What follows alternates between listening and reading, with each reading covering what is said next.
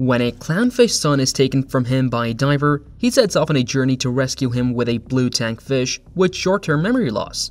They set off through the oceans whilst joining a club with sharks, dodging jellyfish, and hooking rides with turtles. Whilst this is happening, his son and his new tank friends hatch a plan to escape from their new home. Today, we will recap the story of the 2003 movie, Finding Nemo.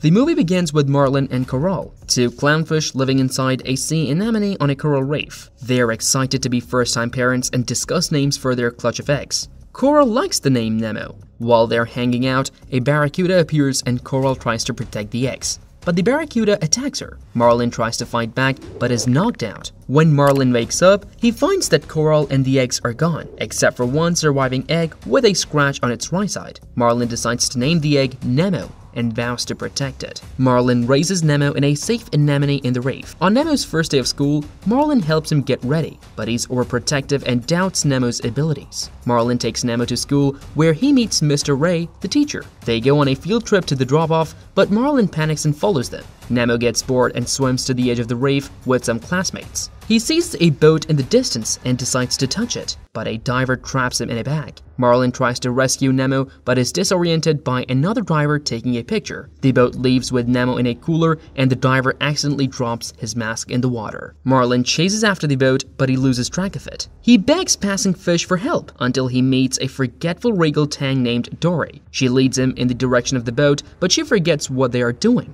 and tries to escape Marlin. When Marlin confronts her, she reveals she has short-term memory loss. As Marlin is about to leave, a great white shark named Bruce invites them to a gathering with other sharks who have pledged to stop eating fish. Despite Marlin's fears, they go with Bruce to his lair, a sunken submarine surrounded by live sea mines, where they meet other sharks like Hammerhead Anchor and Mako Chum. Marlin and Dory are frightened by the sharks until Marlin spots the diver's mask on a shard of metal. He inspects it and finds markings that might help locate Nemo. Dory picks up the masks to see if the sharks can read it, but Marlin tries to take it back, causing the mask to snap onto Dory's face and cause a nosebleed. The blood excites Bruce, who chases Marlin and Dory through the submarine, grabbing the mask in his mouth. Dory reveals she can read human words before they hide in a torpedo well. Dory releases the torpedo, which gets stuck in Bruce's mouth, giving Marlin time to grab the mask and flee. Bruce throws away the torpedo, and Anchor and Chum distract him before he sets off a chain reaction of explosions in the minefield. Meanwhile, Nemo is transferred to a fish tank in a dentist's office where he meets some of the tank's inhabitants. Nigel, a pelican, bravely talks to the fish before being shooed away by the dentist. The dentist shows Nemo a picture of his niece, Darla, whom Nemo has been promised to. The other fish warned Nemo about her being a fish killer. Nemo gets scared and ends up stuck in the suction tube of the filter. A wise Moorish idol advises Nemo to escape himself, which he does successfully. Peach, another fish in the tank, attributes Nemo's success to his ocean origins. Later, Marlin and Dory wake up after the explosions and find themselves in a dangerous situation as the submarine hangs over a deep ravine. They accidentally drop the mask into the darkness, but Dory leads Marlin to a mysterious light. However, the light belongs to a dangerous anglerfish who chases them. Marlin finds the mask and uses it to trap the anglerfish while Dory remembers the address written on the mask. The address is P. Sherman 42 Wallaby Way, Sydney, and Dory is very excited that she can remember it. Back in the fish tank, Jack wakes Nemo up and takes him to the toy volcano, where the other fish initiate him into their club and give him the nickname Sharkbait. Gil proposes a plan to escape the tank by jamming the filter, which the other fish are unsure about. But Gil believes Nemo can't fit through the tubing. Nemo agrees to do it, and the plan involves making the tank dirty so the dentist will have to clean it manually, putting the fish in baggies on the counter, and allowing them to escape out of the window and into the harbor. Marlin and Dory continue their journey and ask a group of moonfish for directions to Sydney and are told to take the East Australian current. They swim over a rocky trench, but Dory is stung by a jellyfish, and they are then surrounded by a group of larger jellyfish. Marlin realizes that only the tops of the jellyfish don't sting, and they use them to escape the group. However, Dory is unconscious and scared from the stings, and Marlin struggles to carry her out while being stung repeatedly. He manages to get her out but blacks out from the exhaustion as a large shadow looms over him. At that time, Nemo is with Gil in the fish tank, waiting for a chance to jam the filter and escape. Gil tells Nemo about his scars, which he got during his first escape attempt when he landed on dental tools instead of the toilet. He explains that fish belong in the ocean, not in a tank. Peach alerts Nemo when the dentist goes for a bathroom break, and Nemo jumps into the filter. Gil gives him instructions, and Nemo stops the water flow by wedging the fan. But as Nemo is returning to the tank, the fan turns on again, and he gets sucked backward. The other fish quickly send him a toy kelp strand to pull him out. Peach tells Gil not to send Nemo in the filter again, and Gil, feeling guilty for putting Nemo in danger, says they're done with the plan. Marlin wakes up to find himself resting on the back of a laid-back sea turtle called a Crush, who introduces him to other sea creatures riding along the EAC. Marlin is happy to reunite with Dory, who has a scar from jellyfish stings, and mates Crush's son Squirt.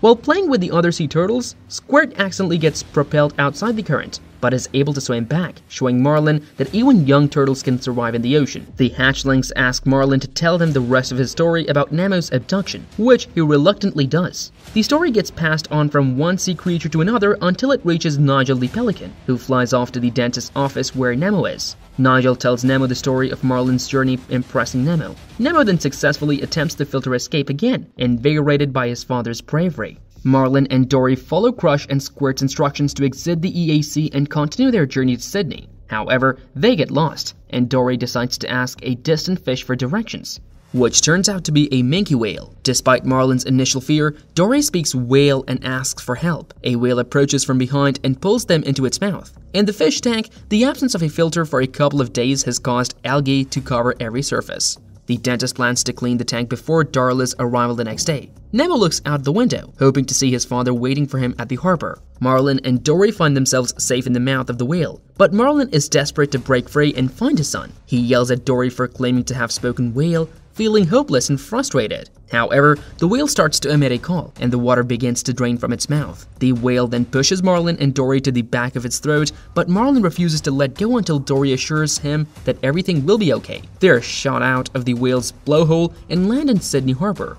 Marlin is overjoyed to have finally arrived, and thanks the whale, before urging Dory to help him find the boat that took Nemo. The next day, Peach wakes up to realize the fish tank is clean thanks to a new high-tech filter installed by the dentist. However, the fish are worried about Darla's arrival. When the dentist tries to capture Nemo, Gil and the other fish help him escape. Unfortunately, Nemo is captured and put in a plastic bag. Gil tells him to roll out the window, but the dentist places the bag in a tin to stop him from moving. Just as Darla crashes into the office, Marlin and Dory are picked up by a pelican and swallowed. However, they manage to launch themselves in the pelican's neck and make it choke. Nigel the pelican comes to their aid, and after learning about Nemo, he helps them escape hungry seagulls. Darla torments the fish in the tank and notices Nemo floating upside down in the baggie. The other fish realize that Nemo is pretending to be dead so he can be flushed down the toilet. Nigel arrives in the window, and Marlin forces him into the office. The dentist drops the baggie, and Marlin thinks Nemo is dead as the dentist grabs Nigel and forces him out the window.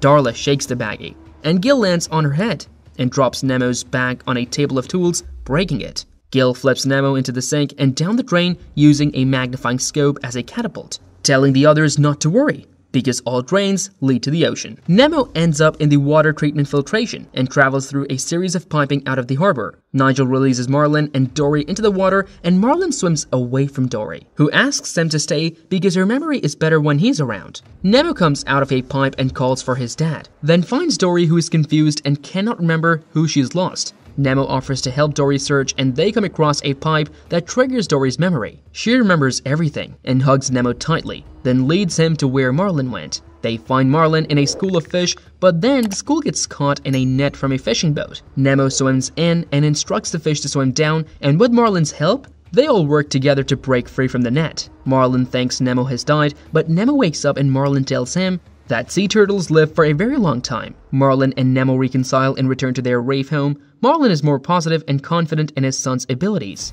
and they both go to school where Dory is dropped off by Bruce, Anchor, and Chum, who have included Dory in their vegetarian program. Nemo hugs his father before leaving on a field trip with his teacher. Meanwhile, at the dental office in Sydney, the dentist is frustrated with a broken filter and all the fish are put into bags. But the fish mysteriously escape and end up in the harbor. As they float in their bags, Bloat wonders what they will do next. And that's a wrap on our recap of the beloved animated classic, Finding Nemo. From the stunning underwater landscapes to the heartwarming tale of a father's love for his son. But don't think the fun stops here. Another animated adventure that will leave you amazed that you must check out is Ice Age. This hilarious movie follows a group of prehistoric animals as they journey across the frozen tundra with a lost human baby. With non-stop laughs, Ice Age is sure to become an instant favorite.